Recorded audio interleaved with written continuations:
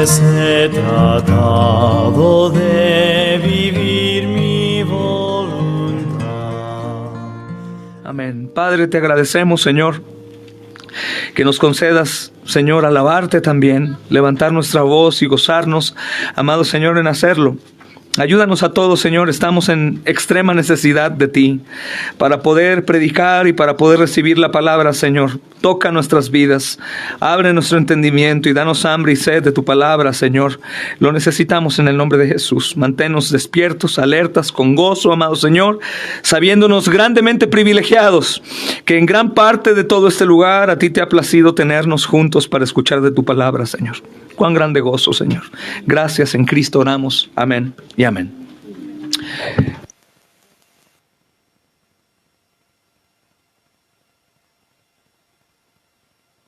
Hemos estado, hermanos, estudiando una serie de estudios cuando he estado aquí compartiendo con ustedes acerca de el noviazgo o la relación que hay entre... ¿Es el mío? Gracias, Alfred. En la relación que hay, hermanos, entre el esposo y la esposa y llegamos a puntos muy lógicos, ¿no? ¿Cómo queremos que mi esposa sea conmigo en cuanto a fidelidad? ¿Cómo quieres tu esposa que tu esposo sea? Y son ejemplos tan lógicos, hermanos, que nos ayudan a comprender el por qué nosotros tenemos que buscar la obediencia hacia el Señor. ¿Por qué buscamos el compromiso y por qué tenemos que ser fieles? Algunos han sacado la obediencia, hermanos, de las predicaciones porque creen que transgrede la salvación por gracia. Y ellos dicen, si es por gracia, entonces ¿por qué debemos de obedecer? No debemos de obedecer. Algunos otros se olvidan de la gracia. Conocemos gente legalista, ¿verdad, hermanos? Y te dicen todo lo que no puedes hacer, pero no te dicen por qué no. Lo único que ellos dicen es porque si tú lo haces, pierdes tu salvación o no la ganas, que es lo que normalmente escuchamos, ¿verdad, hermanos? Los religiosos o aún dentro de lo que se llama cristianismo, eso dicen. Ambas posturas están completamente erradas. ¿Por qué una esposa es fiel a su esposo, hermanos? Por amor. Imagínate que la esposa, ahora por el otro lado, sea únicamente fiel para que su esposo no le divorcie. ¿Sería algo bueno? No, porque ¿qué hay en el corazón de la mujer? Infidelidad, quiere adulterar, pero solamente no lo hace para que su esposo no la divorcie. El apóstol Pablo piensa en esto, hermanos. Vayan a la escritura en Efesios capítulo 5. Vamos a continuar en el mismo tono de las enseñanzas que me ha tocado dar aquí con ustedes, mi amada familia. Les pido que si pueden escúchenlas de nuevo. Son 3 mensajes con el mismo contexto, hermanos, acerca de la fidelidad de la iglesia, que es mencionada como la novia o la esposa, hermanos, o el cuerpo de Cristo. Efesios capítulo 5, y vamos a leer una porción un tanto grande, pero vamos a enfocarnos en uno de los versículos que aparecen ahí, hermanos, que es en el que el apóstol Pablo también hace hincapié de lo que se refiere antes. Y como dicen por ahí, vamos a poder abordar 2 temas importantes. Vamos a abordar también el tema del matrimonio sin querer queriendo, ¿ok? Dice, hermanos, versículo 21 del capítulo 5. Sométanse unos a otros en el temor de Dios. Las casadas estén sujetas a sus propios maridos como al Señor, porque el marido es cabeza de la mujer, así como Cristo es cabeza de la iglesia, la cual es su cuerpo y Él es su Salvador. Así que como la iglesia está sujeta a Cristo, así también las casadas lo estén a sus maridos en todo. Ahí las mujeres como que no les gusta mucho, ¿verdad, hermanos? Y los hombres dicen, ya ves. Versículo 25, maridos, amen a sus mujeres, así como Cristo amó a la iglesia y se entregó a sí mismo por ella. ¿Para qué? Para santificarla, habiéndola purificado por el lavamiento del agua, por la palabra, a fin de presentársela a sí mismo, una iglesia gloriosa que no tuviese mancha ni arruga, ni cosa semejante, sino que fuese santa y sin mancha. Así también los maridos deben amar a sus mujeres como a sus mismos cuerpos. El que ama a su mujer, a sí mismo se ama, porque nadie aborreció jamás su propia carne, sino que la sustenta y la cuida, como también Cristo a la iglesia. Porque somos miembros de su cuerpo, de su carne y de sus huesos. Por esto dejará el hombre a su padre y a su madre, y se unirá a su mujer, y los dos serán una sola carne. Grande es este misterio, mas yo digo esto respecto de Cristo y de la iglesia. Amén. Hemos usado este texto en la boda de Lupita, por ejemplo, Iván, que fue la última celebración que tuvimos aquí en Capilla. En Guadalajara tuvimos un al civil, pero platicaba yo con los hermanos de esto también. Y en todas las bodas trato de tocar este texto, hermanos, para colocar a cada uno en donde debe de estar. Si se dan cuenta, hermanas, no hay lugar a dudas. Tú tienes que sujetarte a tu esposo. ¿Pero qué tanto? Como te sujetas al Señor. Y eso parece injusto, pero cuando escuchamos que el hombre tiene que morir por ti como Jesús murió, dices, entonces yo sí juego, ¿verdad, hermana? Entonces así sí. Si tú mueres por mí, mi amor, Moy, diría Susi, si mueres por mí, Moy, yo me sujeto a ti, pero completamente. Alberto, si tú mueres por mí, yo me entrego a ti. Johnny, si tú mueres por mí, yo no tengas duda que no me sujeto a ti. Lupita, y creo que todas las hermanas dirían lo mismo. Y los hombres diríamos, pues si tú te sujetas a mí, yo te aseguro que muero por ti. Yo quiero una princesa, ¿te interesa un príncipe disponible? Amén. A mí también. Es un trabajo en equipo. Pero algo interesante, hermanos, que nos damos cuenta aquí. Escucha, hermano. Dice el versículo 32. Grande es este misterio, mas yo digo esto respecto a Cristo y a la iglesia. Es como si Pablo dijera, no estoy hablando esto por la relación matrimonial, sino la relación matrimonial que hay entre Jesús y su iglesia. Y tiene mucha lógica, hermanos, cuando nos ponemos en los zapatos de la esposa y del esposo y nos hacemos una pregunta nuevamente. ¿Cómo te gustaría, Iván, que tu esposa sea? ¿Fiel, infiel, adúltera o confiable? Tiene lógica, ¿no? Dirías, pastor, ni preguntes eso, hermano. Ni preguntes eso. Yo quiero confiar en mi esposa. Yo quiero que ella esté por cualquier lugar y yo tenga la certeza que no tiene sus ojos en ningún hombre más que en mí. Que ella siempre habla bien de mí. Que ella siempre con los demás, aún con su familia, siempre me exalta y me hace sentir bien, aunque yo no esté. ¿Quién quiere una esposa así, hermanos? ¿Cuántos hombres sabemos aquí todos? Todos quieren una esposa así, fiel.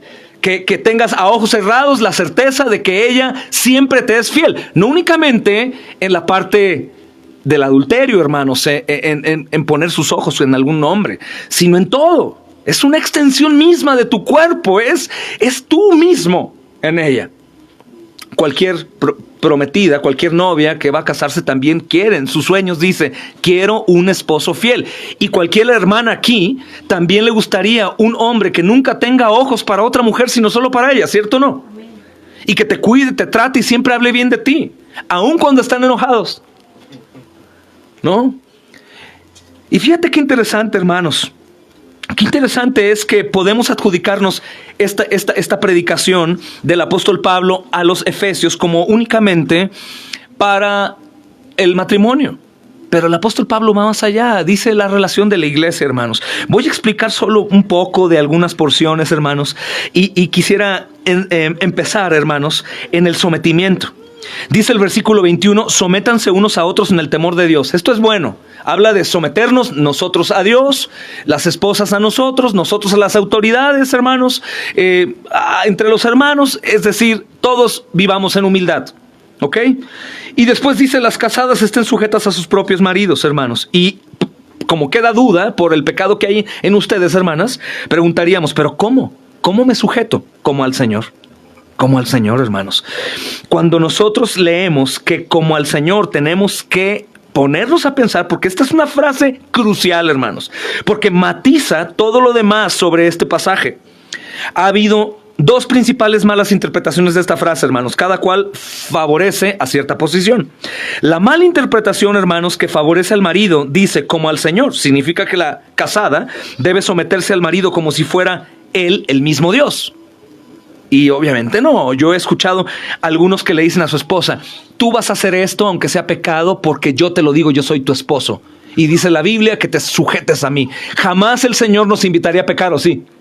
No te confundas, papito. Dios no me invitaría a pecar. Cristo jamás me exhortaría a la maldad. Tú me estás exhortando a la maldad. Yo no tengo por qué sujetarme a ti. La mala interpretación es que el esposo se ponga en el lugar de Dios, pero en pecado. Y que la invite a pecar. Eso es una mala interpretación. No está hablando eso, hermanos. La idea es que tú te sometes a Dios en todo. Y así que debes someterte también a tu marido de la misma manera. Pero cuando te sometes a Dios en todo, tienes que recordar que Dios jamás te exhorta al pecado, sino te exhorta a lo bueno. Así que tú, hermana, siempre te sujetas a tu esposo, siempre y cuando las cosas que él está haciendo o invitándote a hacer sean santas, ¿no? Hermana, ¿pero por qué hiciste eso? Es que mi esposo me dijo y tengo que sujetarme a él como al Señor. Espérame, pero es que el Señor no te hubiera invitado a hacer lo que tu esposo te invitó a hacer. Entonces, ojo todos con esto, hermanos. Esto da a entender que como al Señor define como una extensión de sumisión aún en las cosas malas, ¿no? Dios no hace lo malo, hermanos. Todo lo que es bueno, todo lo justo, todo lo que es digno de alabanza, en eso debemos de pensar.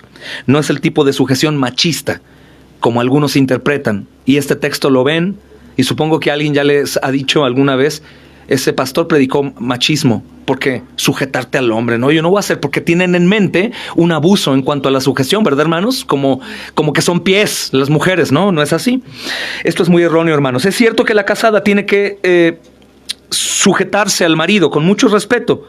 Pedro menciona, hermanos, esto cuando él está hablando de Sara, esposa de Abraham, como un ejemplo de una esposa piadosa, cuando él la llamó, él llamó a Abraham Señor.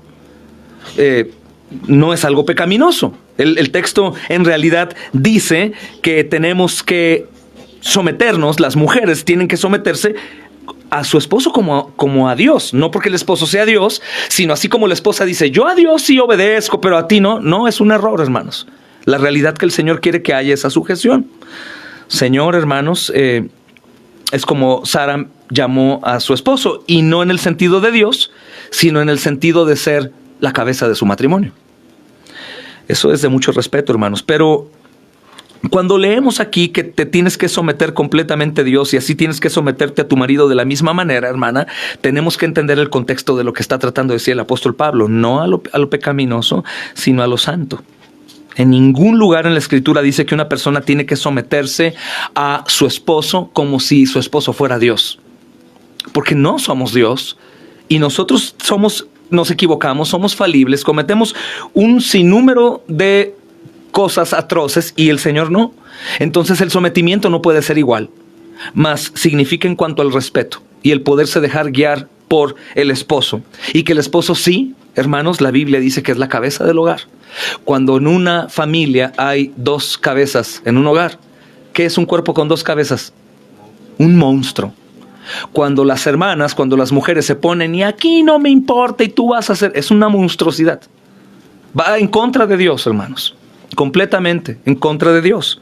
Te guste o no, porque la herencia de Eva sea que gobierne sobre tu marido, estás ofendiendo a Dios. Estás teniendo problemas con el Señor. La Escritura es clara en esta porción, hermanos. Tienes que someterte en respeto. Pero obviamente hay límites en cuanto a lo que la persona que está a cargo de un hogar, como es la cabeza, puede llegar a hacer.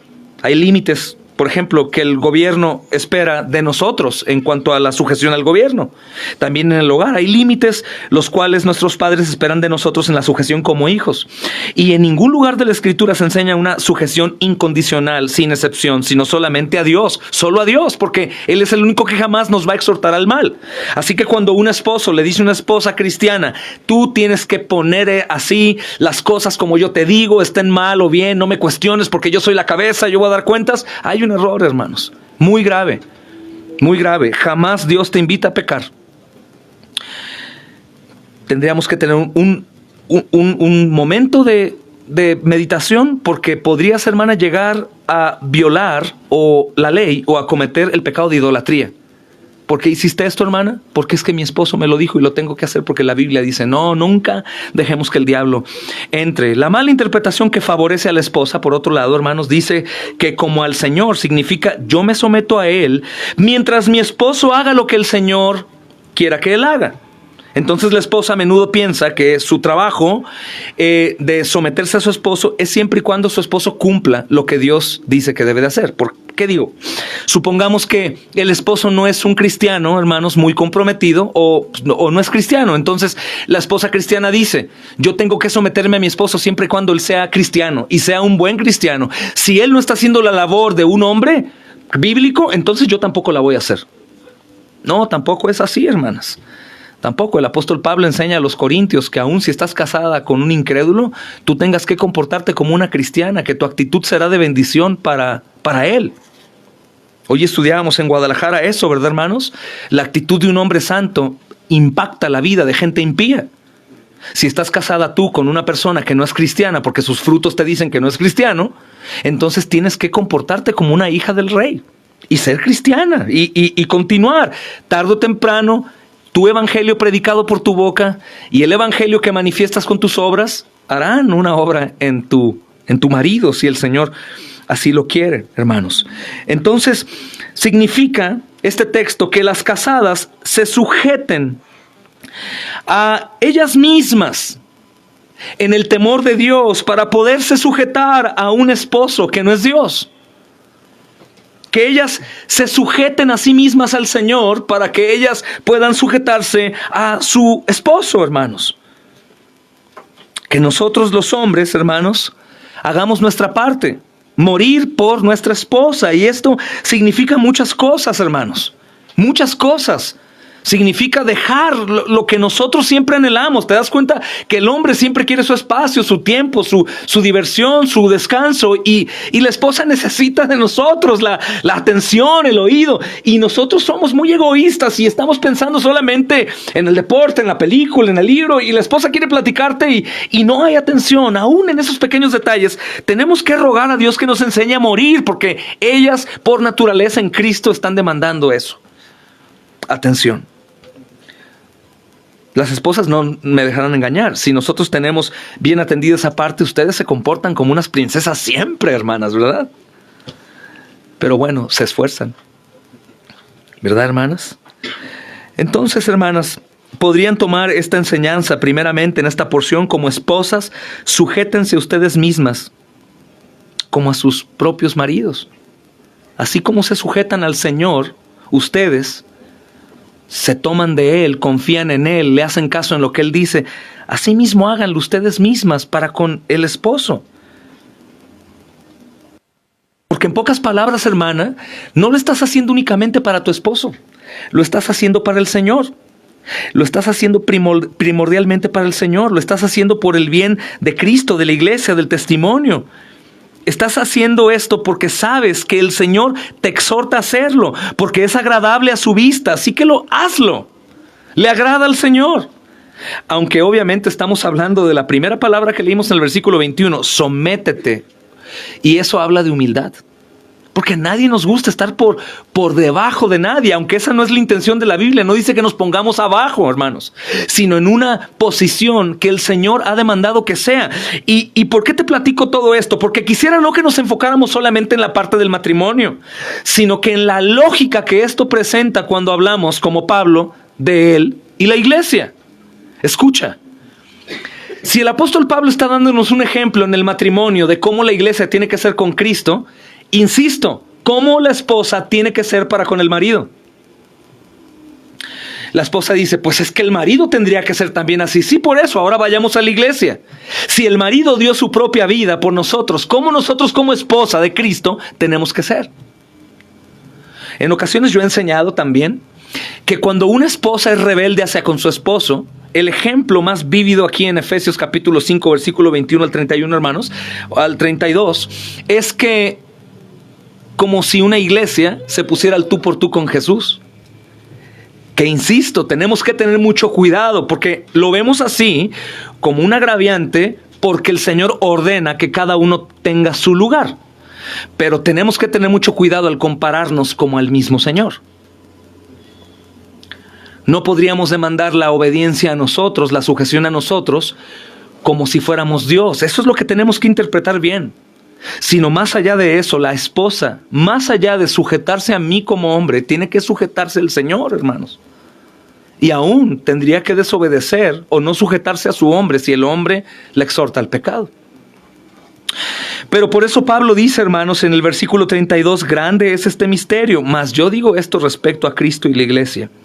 Digo esto respecto a Cristo y la iglesia.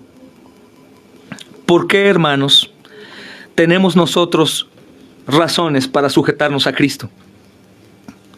Si te das cuenta, el ejemplo que nos da el apóstol Pablo habla de que las mujeres deben sujetarse y el hombre morir. En este caso de la iglesia, el hombre ya murió. Jesús ya murió. En el caso del matrimonio, los hombres morimos día con día. Intentamos, hermanos, sujetarnos a la obediencia. Nos duele el servir, el callar, el aguantar los días difíciles que la hermana tiene que pasar una vez al mes y estas cosas. Pero estamos en proceso de muerte. En este caso, Cristo ya murió. Nosotros ya no tendríamos el pretexto que la mujer tiene cuando damos consejería. Es que, pastor, es que mi esposo en realidad lo intento, pero él me hace caer y me hace caer y me hace caer. Sí, porque él es imperfecto. De lo mismo la hermana. Pastor, me estoy sometiendo al Señor, estoy tratando de ser obediente, estoy tratando de mortificar mi carne, morir por mi esposa, pero ella es increíble, hermano, no puedo con ella. Está bien, está bien. En el caso del Señor, miren lo que hizo. El Señor murió por una mujer, por así llamar, por una iglesia infiel, desobediente. Es una iglesia que lo perseguía, hermanos, para hacerle daño a los suyos, a sus seguidores. Es una iglesia que, aunque sabe lo que su esposo hizo hoy en día, continúa siendo un tanto rebelde, desobediente, desinteresada por tener una sana relación con su esposo, ¿cierto o no, hermanos? Pero aún así, él ya murió. Él ya murió. Es sorprendente si te das cuenta. Mira, imagina, hermano, hermana, que tu fidelidad por Cristo sea la fidelidad que tienes por tu esposo. O imagina, hermano, si tú eres, al nivel que eres fiel a Cristo, seas fiel por tu esposa, ¿seguirías casado? ¿Tu esposa seguiría amándote? ¿No? Nos damos cuenta, hermanos, que en realidad hacemos un tipo trueque con nuestra esposa o esposo en ocasiones para tener la fiesta en paz o para poder obtener lo que nosotros queremos de ella o de él. En el caso de Cristo, Él ya hizo el pacto, Él ya dio su sangre, y lo que nos corresponde a nosotros, mis amados hermanos, es responder en perfecta obediencia, que es lo justo. Porque este marido es la cabeza perfecta de la mujer, de su iglesia. Este marido no se equivoca. Este marido jamás es infiel. Este marido no me hace muecas. Este marido no me abandona. Este marido jamás deja de pensar en mí. Este marido siempre es perfecto, hermanos. Siempre está haciéndome el bien aunque yo hago el mal. Este marido siempre es fiel aunque yo soy infiel. Este marido es Cristo.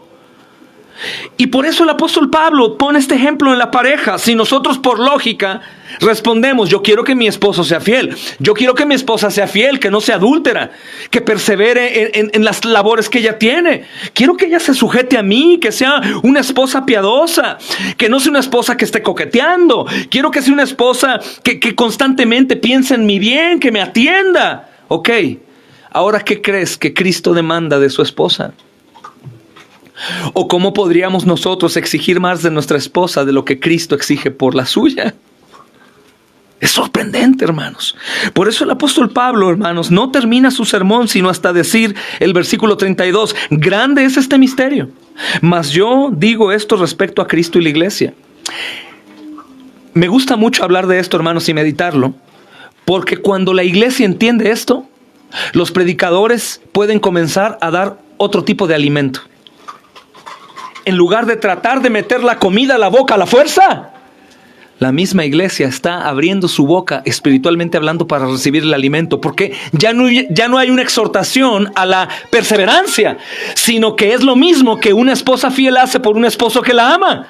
La esposa piensa, se levanta muy temprano para tener a su esposo, si él trabaja y esto, atenderlo, cuidarlo, tener las cosas como una labor de una esposa, hermanos, por un esposo que cumple la labor de un esposo.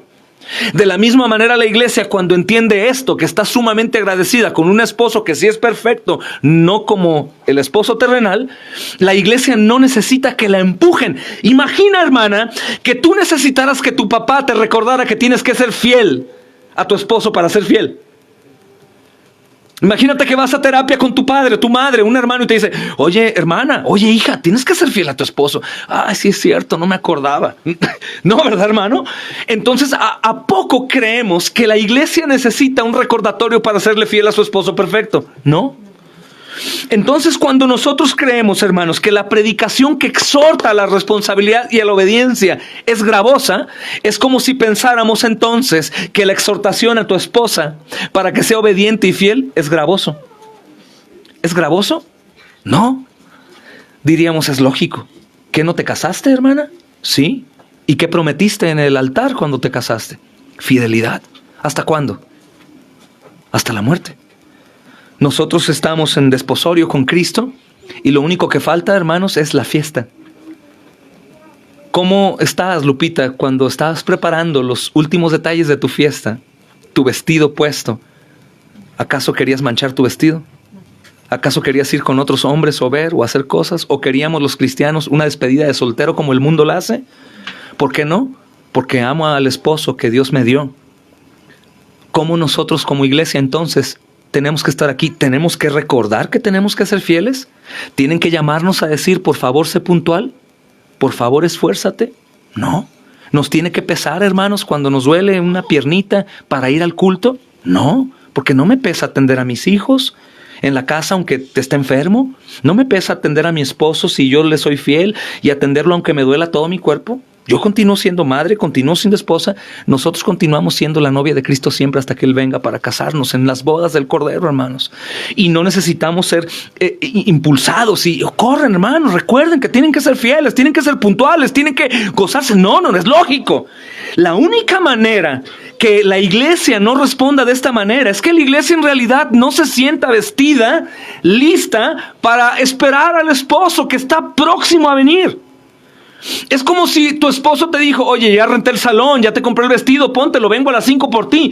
Y tú de pronto estás en la casa igual, en pijama, viendo la televisión, ahí cantando, bailando. Y alguien te dice, oye, espérame, pero ¿que tu esposo no va a venir ahorita por ti para que te cases? No creo que venga. Lo mismo sucede con la iglesia que no busca la obediencia y la fidelidad. Creo que no cree que Cristo vendrá por su iglesia, hermanos. ¿Cuándo? No sé. Lo que sí sé, que tenemos que estar listos porque no sabemos cuándo Él venga. Y el estar listos no será como algunos hermanos que podrían llegar al heretismo, son herejes. Dicen, porque si no estás lista, el esposo te deja y se va. Eso es mentira, porque cuando Cristo decidió morir en la cruz del Calvario, no fue para comprarnos si es que yo respondía, sino Él nos compró de manera incondicional. Por eso, hermano, si nosotros no estamos siendo obedientes, perseverantes, fieles al Señor, y en realidad nosotros hemos creído y estamos en ese proceso del estira y afloja, que soy comprometido y no soy comprometido, no te preocupes. Si eres de Cristo, Cristo te ama. Pero, ¿qué diferencia abismal es de alguien que se sabe pecador, merecedor del infierno, que sabe que el que murió no es Moisés? No es David, hermanos. No es el ángel Gabriel. Es el Hijo de Dios, es Cristo. Y que dio su vida por mí. Y que Él prometió, hermanos, volver. Y vendrá. Vendrá, lo veremos. Cada uno de nosotros, salvos o no, lo vamos a ver. Créemelo, lo vamos a ver. Basta con que mueras y lo vas a ver. Lo vas a ver. Ahora quisiera tomar el ejemplo de Pablo. ¿Qué pasa, hermana, si de pronto tu esposo sale de viaje y cuando él llega, te encuentra con otro hombre? O supongamos que él llega, y pon tú que no sea tan exagerado, pero tu casa está de cabeza, parece que está abandonada la casa, y llega tu hombre con deseos de estar en su casa y estar bien. Pues muy mal, ¿no, hermano? Muy mal. Muy mal, ¿no? Pensemos ahora en Cristo. ¿Qué sucede cuando el esposo llegue por su novia? ¿Y cómo estaremos nosotros? ¿Adulterando con el mundo? ¿Deleitándonos de las pasiones del mundo, hermanos? ¿O acaso completamente desalineados en santidad? sin importar cómo estamos viviendo o acostumbrados, hermanos, a ir a la iglesia, a la congregación y pues sentarme y escuchar y después me voy. ¿Crees que en realidad de eso es digno el Señor que nos compró con su sangre? No. Todo lo que hacemos, lo hacemos para el Señor y no para los hombres. ¿Qué quiere decir? Mi esposa, todo lo que hace, lo hace para su esposo, no para los hombres. Eso quiere decir que mi esposa no va a hacer esto o aquello en el hogar para mí por los demás, ni por ella misma, sino ¿por quién? Por mí, para servirme. Todo lo que nosotros hacemos aquí, hermanos, no es por el pastor, por los hermanos, por los hijos, por los demás, sino es por Cristo, porque Él es digno. Cada obra de obediencia, cada evangelismo, cada lectura, cada reunión en familia, aunque cuesta trabajo, lo hacemos. Así como una esposa, aunque le cuesta trabajo, está desvelada, sabe que su esposo va a trabajar temprano, sus hijos se van a la escuela y ella se levanta. Y cómo, no sé cómo lo hacen las madres, las esposas, pero se levantan, hermanos, y preparan y hacen cosas extraordinarias porque ellas tienen sus ojos puestos en servir, en hacerlo. ¿Es para ellas? No, si fuera para ellas se quedan en su cama, ¿verdad, hermanas? Acostadas. Lo mismo la iglesia. Todo lo que hace, lo hace para Cristo. Porque Cristo, a excepción de todos los hombres, es perfecto. Y no nos amó por ninguna condición, hermanos. Porque sabemos que el amor entre hombre y mujer aquí es condicional. Porque acuérdate, hermana, que tú estás feliz con tu esposa cuando él está feliz contigo y te ama. Pero si tu esposo te ofende, te hace alguna mala cara o no te responde, tú te vas a enojar, ¿o no? O eres de aquellas hermanas que no les importa y navegan en las nubes aunque su esposo les esté diciendo cosas ofensivas. No, ¿verdad? Te defiendes. Cristo es el único que no se ha defendido para hacernos un daño, sino siempre nos hace el bien. Por eso que todo lo que hacemos, hermanos, como Él es la cabeza de la iglesia, lo hacemos para su gloria. Así como el marido es la cabeza de la mujer, hermanos, Cristo es la cabeza de la iglesia. En un sentido pleno, hermanos, cabeza tiene la idea de jefatura o autoridad. El molde familiar tiene la idea, el apóstol Pablo lo enseña, y el contexto escritural de que el hombre es la cabeza del hogar. Los hijos tienen que aprender a que ellos algún día serán cabezas de hogar, y las mujeres aprenden a que ellas tienen que ser, pues, no la cabeza. Probablemente pondríamos la parte de la columna, ¿verdad? Fuerte. Recuerda que la mujer sabia edifica su casa, ¿verdad? Entonces es una parte muy importante, porque si ella puede edificar su casa o destruirla, hermanos, la mujer es muy importante en la familia, en el matrimonio. Pero cada uno tiene su lugar. De la misma forma, en la iglesia, cada uno tiene su lugar. No me toca a mí el papel de Señor.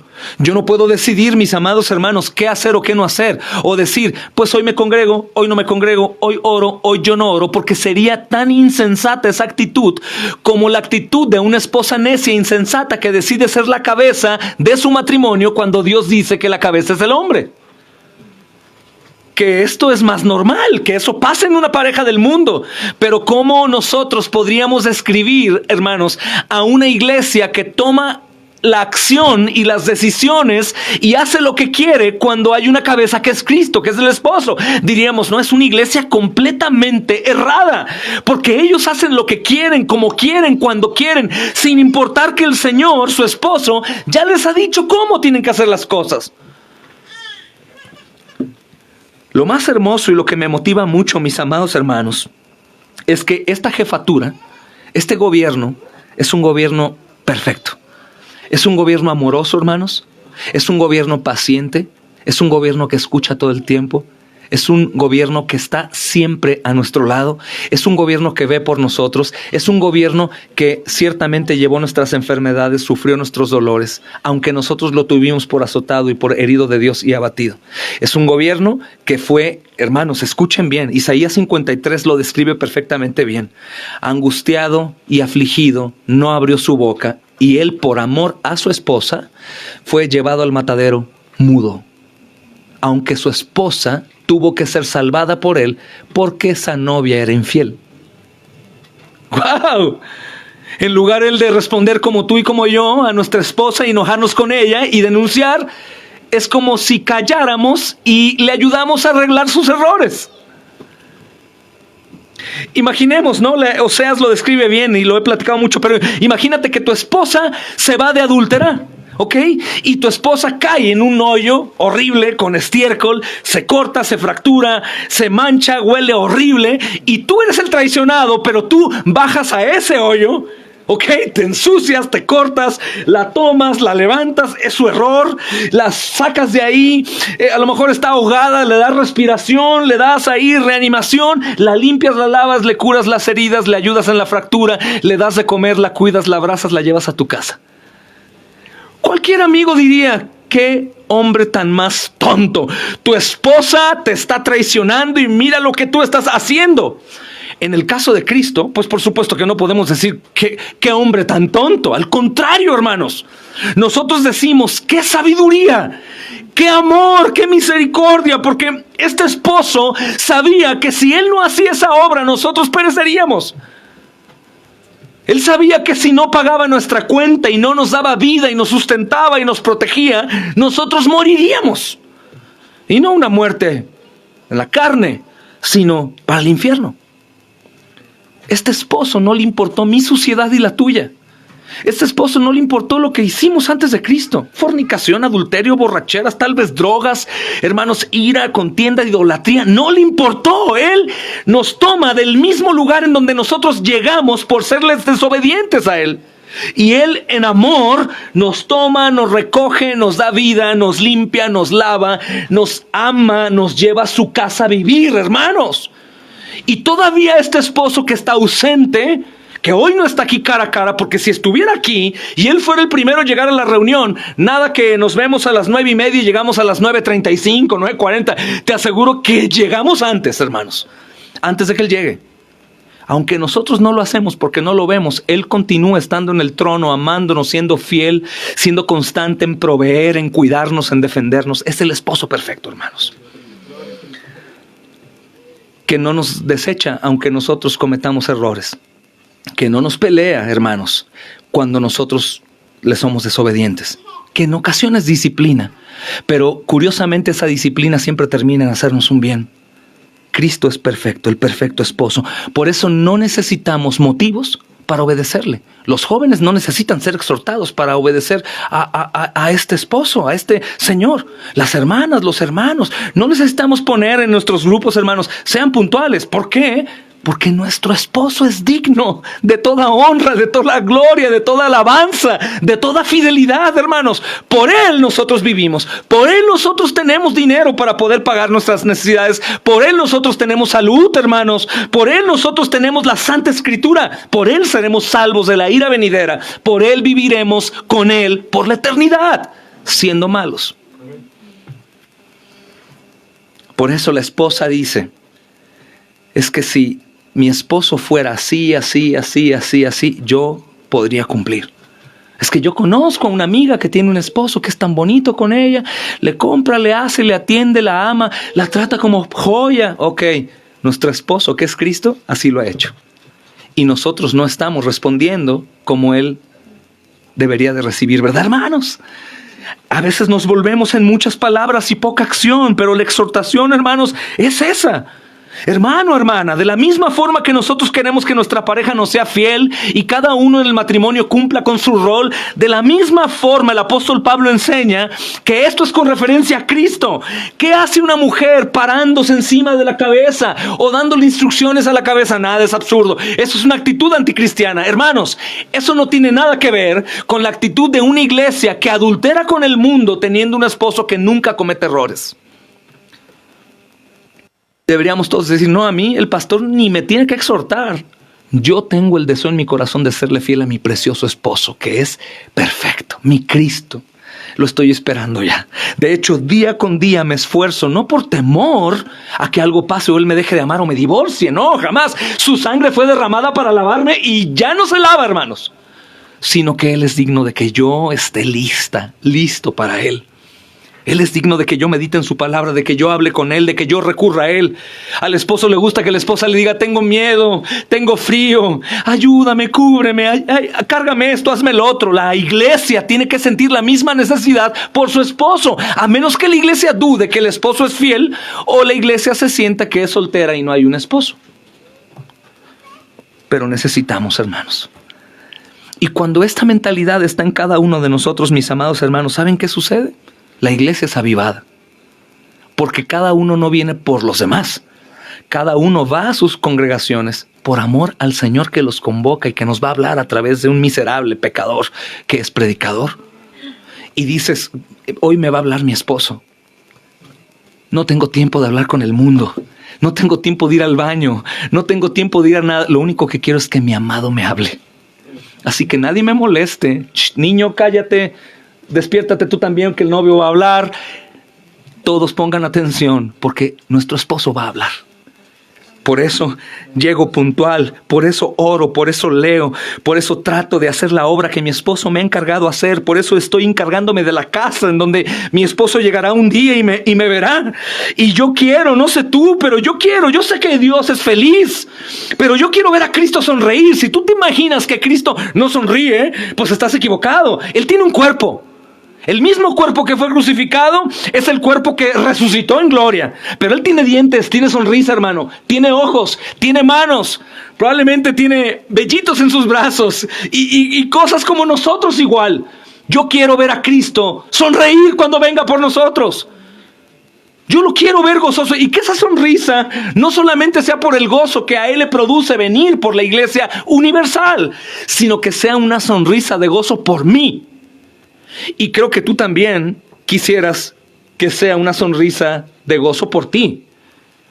Cuando yo llego de viaje, de alguna iglesia que voy a visitar o algo, casi siempre, cuando hay posibilidad, mis hijos o mi esposa me reciben con una cartulina. Bienvenido, papi, bajan, nos esconden y tratan de jugar conmigo porque me extrañan. Normalmente llego y veo todo en orden, todo bien, buscan que yo esté bien cuando vuelvo. Este es un ejemplo absurdo, no tenemos nada que ver de qué compararnos con el Señor. Pero ¿de qué forma crees que nosotros como esposa vamos a recibir a nuestro esposo, hermano? Yo sé que Él no necesita que nosotros hagamos algo para que Él sea feliz. Él es feliz, es autoexistente, está en gloria, tiene huestes celestiales y millones de seres que le alaban.